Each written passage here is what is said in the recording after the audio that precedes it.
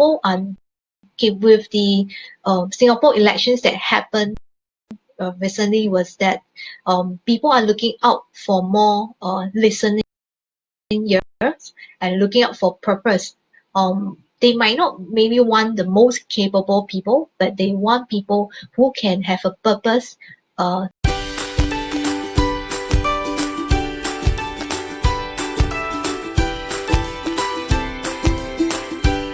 Everyone, my name is Yun Yun. Welcome to part of my Come Investor series. Today I will be sharing with you the future trends of the real estate market. Okay, why am I sharing this future trends? It's because that if we observe what is actually happening right now, current trends, the present moments, then we will be able to reasonably predict what is going to come in the future. Of course, I don't have a crystal ball, so my sharing today is just purely based on observations, reading, and what I see from the. Any professional or consultations will have to seek the respective experts from there. Okay, you may already know that the circuit breaker has ended. We have went into phase 2. So, and people are now going out to eat, to meet friends, to shop, and it seems that life is back to normal. But are we really back to a normal life, or are we setting into the new normal? And what is the new normal to be set in? Okay, for me, I am rather on a conscious side, is that I will be expecting a next wave of market shock. Of course, here I'm not saying the wave, it could be the wave of what the other worlds are actually predicting, the second wave of COVID-19, but more on a wave of repercussions due to COVID-19 and due to the business shutdown for the past 2 months that was happened. So, and why am I saying that the next wave would be most likely to be coming? Is because we already read from the news that Singapore will have an ugly earning results for the next 2-3 quarters. And for me, I would presume that it will extend till next year. And number 2, there's a rising unemployment rate.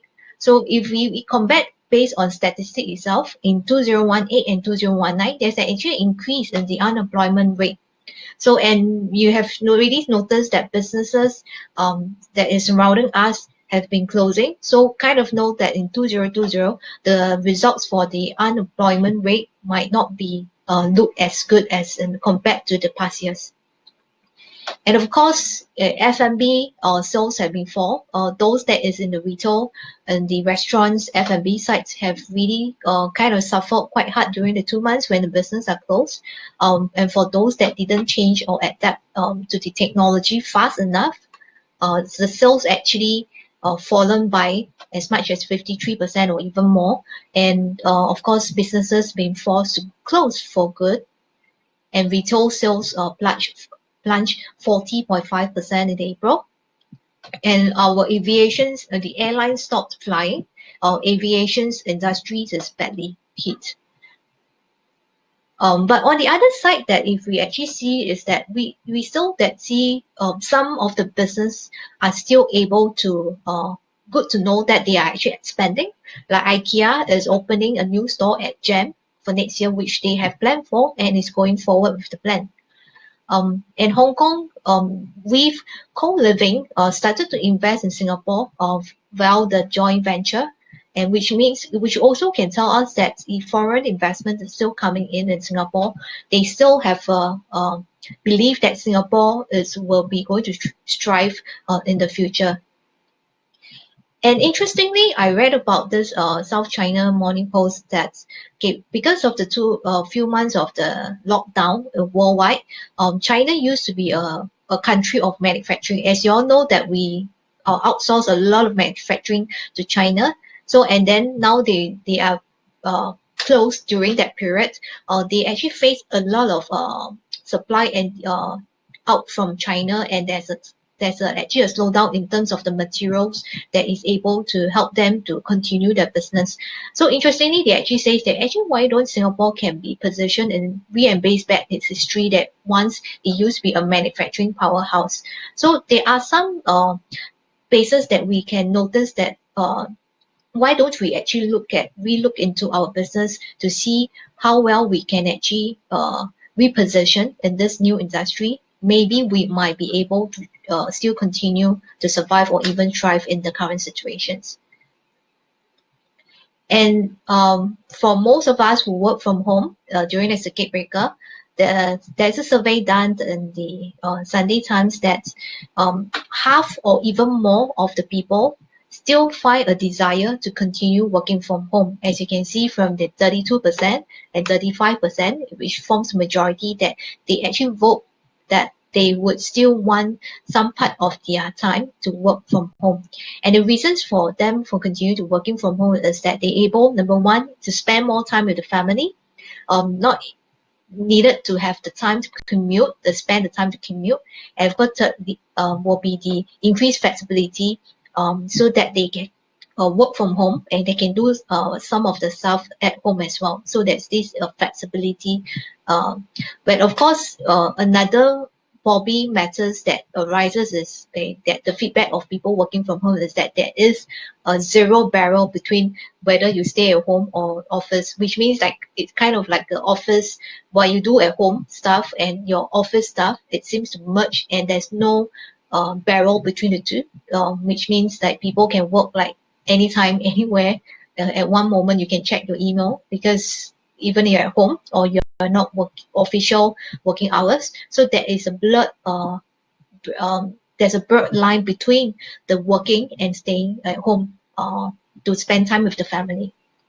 So again, we are going to ask about, okay, what is going to, if people are not going to office to work and still continue to stay from home, which some of them are as well, what is going to happen to the existing office then, which already have signed long lease with the management, and what is going to happen to the future home space?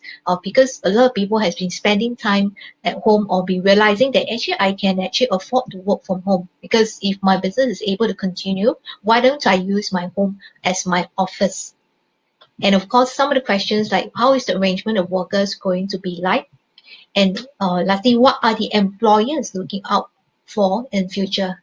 Again, so these are the questions that we can ask ourselves so that we are able to know what is the consumer behavior, what is the lifestyle, because habits takes months to change. So right now we are actually forming new habits, we're forming new norm, we are forming new life. So people, some of the people adapt fast and some couldn't really adapt as fast as it could.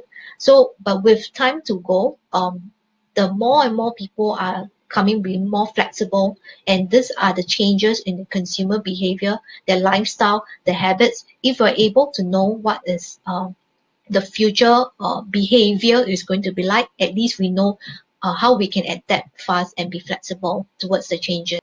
Okay, another hit that we are seeing is that the construction costs will rise with COVID-19 testings. This actually results in the shortage of the manpower, as we can already know that the foreign workers in dormitories has been tested with COVID-19, and recently there has always been a consistent kind of figures across. So I have been telling my some of my existing clients with TOP projects whereby they actually do the defect check, that there is a shortage of manpower. The foreign workers hasn't really physically starting work for most of them, and of course constructions, those under progressive constructions, they might have a slight delay because of that, because of the shortage of manpower. So, and of course renovations companies who have been pausing their business for these 2 months is also trying to rush off their existing renovations or the past renovation that supposedly to be done. Again, they are this short of this foreign workers manpower. So with that, in terms of the shortage, this actually leads to possible increase in the construction cost as well, because they need to space up, have a new dormitory space for the foreign workers, which could lead into the cost, and and this cost is being passed to the consumer in terms of the construction's cost. Again, I also want to highlight that real estate is a inelastic line of supply and demand.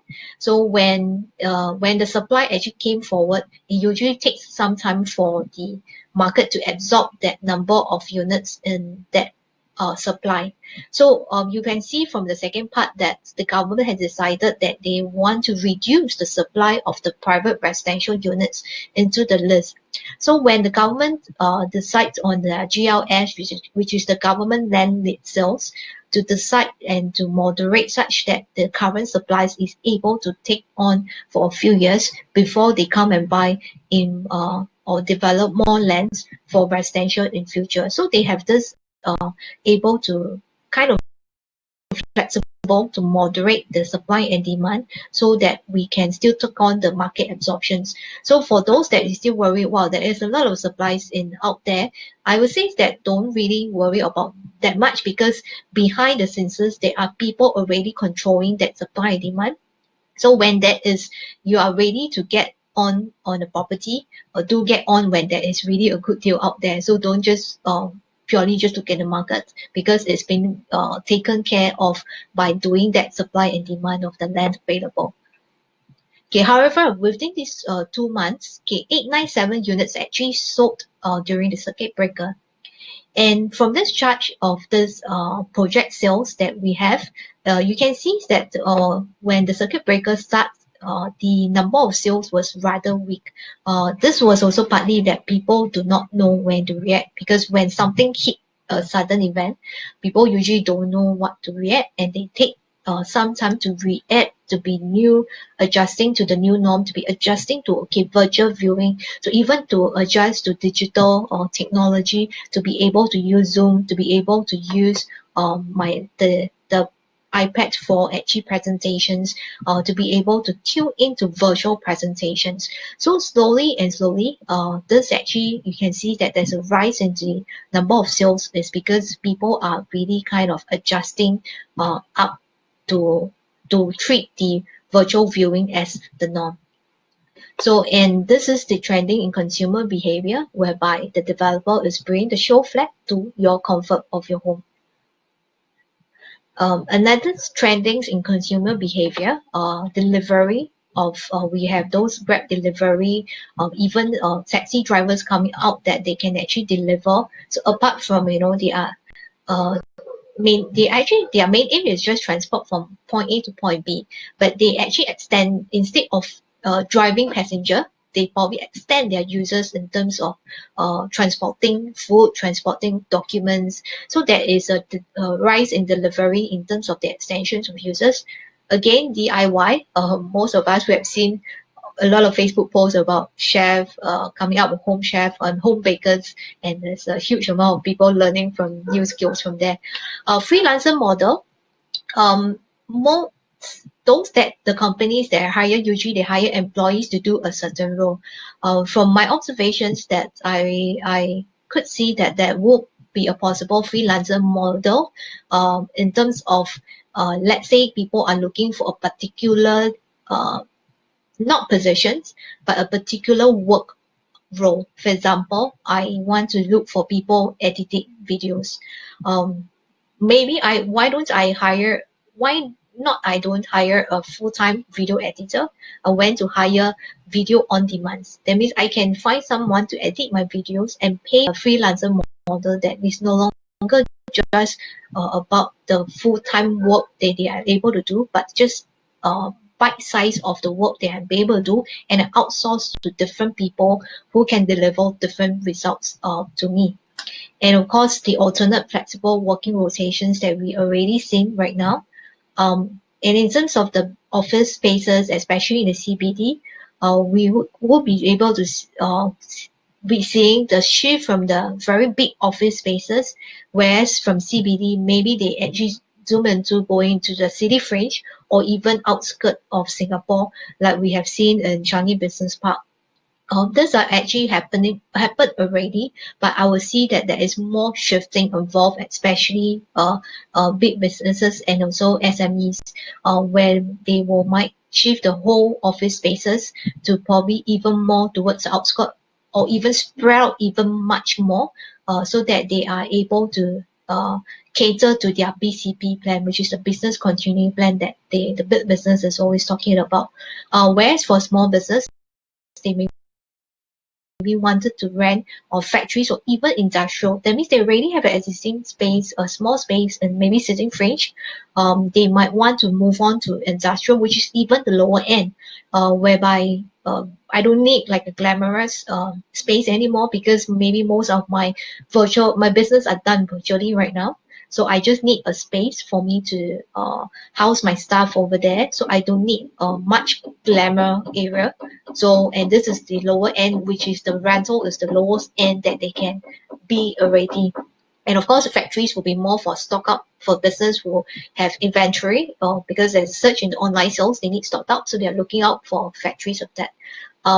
Again, this is the actually when there's another consumer behavior that already started in Singapore, which is called, I believe that some of us may already heard, the co-working space. Okay, interestingly, I have been to quite a few co-working space, and most actually I find it very interesting, because there are companies who are right on the bandwagon, and they actually were working started to actually put their stuff into the business, into the offices, segregate by different and shared by different businesses, because they have a synergy in terms of and diversity if they choose to meet new people and network from there.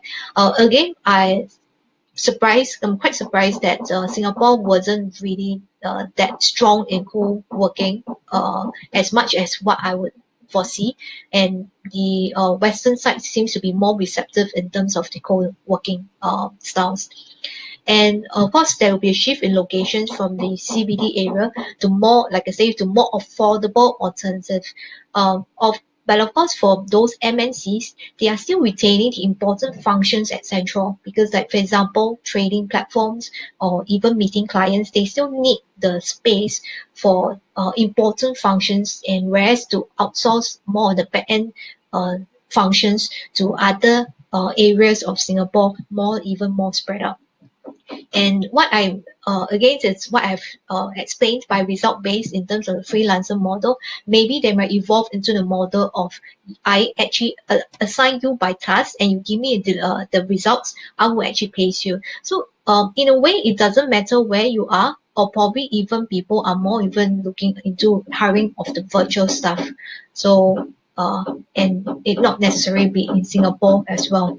The next one will be a possible rise of social currency. Okay, money is you already be a medium of exchange for us all the time. Meaning, I buy an item for $2, I give $2 in return. What I meant here by social currency is that people might go into barter trade in terms of, let's say I have a skill set that you are looking out for, and you have a skill set that I am looking out for. So we, instead of exchanging cash, the real hard money, why don't we exchange talents? Why don't we exchange skills? And these are the possible rise of that barter trade that I'm actually observing. And also in terms of digital currency, that people are like for example, Facebook is coming digital currency which is called Libra.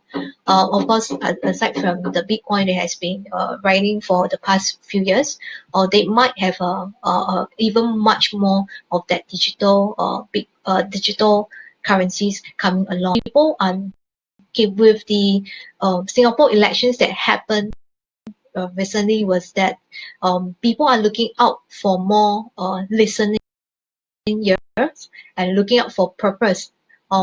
They might not maybe want the most capable people, but they want people who can have a purpose, and they can listen to what they really want. So there is a shift in terms of social. What I'm saying that in terms of social currency, the exchange is that this actually might be a possible rise in future. And the government actually good to know that last year they already started this what we call the master plan of the CBD rejuvenation. So and COVID-19 actually just speeded up that CBD rejuvenations because they already planned for that to happen in terms of identity shift, that no longer city center is just purely for big office buildings. So and they wanted to be not just a place to work but also a vibrant place to live and to play in. So usually our CBD is, if you look at the weekend, it's very quiet, very dead town. Hardly people except for tourists that goes there. But the shift that the government wanted is that they want more life, they want more people to go CBD during the weekends. So that will be, aside from actually they increase the plot ratio so that they can maximize the usage of the buildings right there.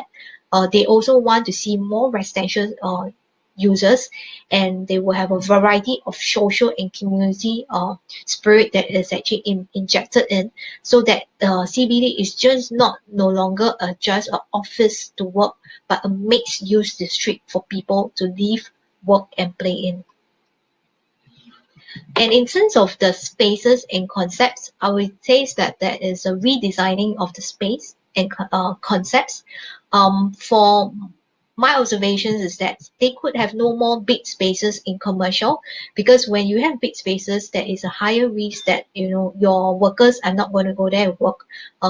Then they might also be a risk whereby a lot of people they will want to shift people to another space so that the social distancing can be observed for now.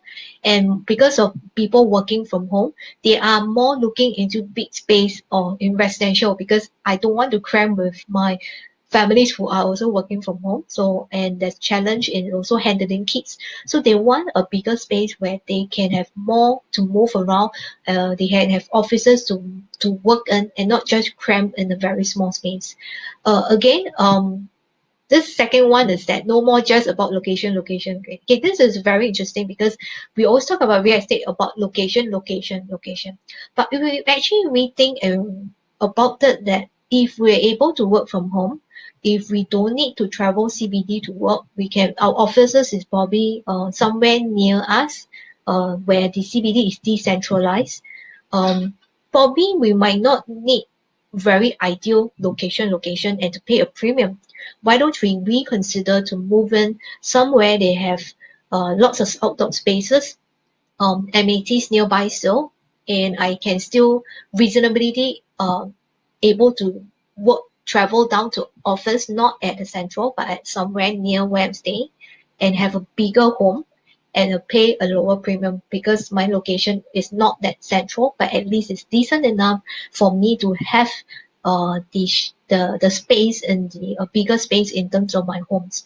So that could be a shift in terms of, we are just not talking about location anymore. Of course, with existing retails closing down, there will be new trades coming to replace the existing retails. And of course, people might prefer new amenities, even more outdoor greenery space. And another thought to add on to the list is that, okay, we have a space. Real estate is a physical space, and it's kind of fits when what you see is what you get. So why don't we actually maximize the space that to the fullest of what we can see in the space? For example, what I meant is here, the questions is more on how can you add value to your existing unit and what can you do to it. Okay, let me just share the examples is that we have a big space.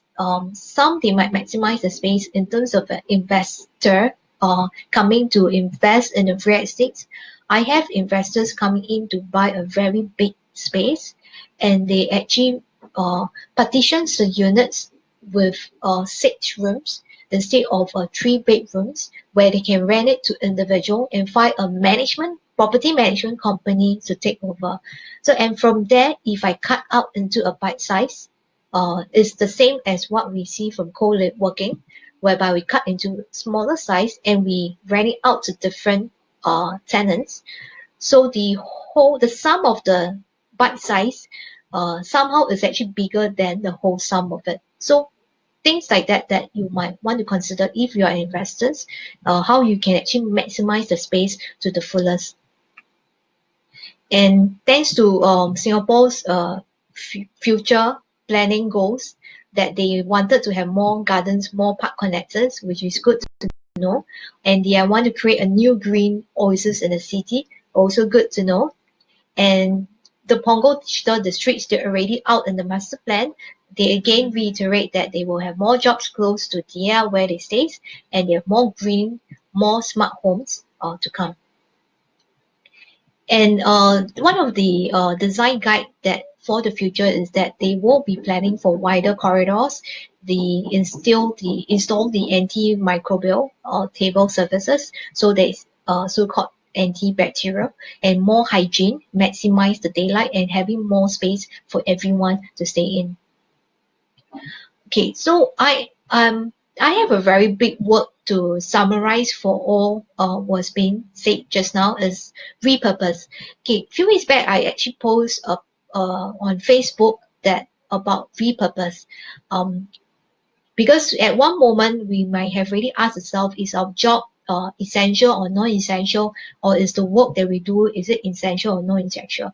Okay, rather than asking about these questions, okay, why don't we look to rethink about existing role and start to think that is there a way that I can repurpose to the future trend? Is there a way that I can repurpose such that I write on to what people want?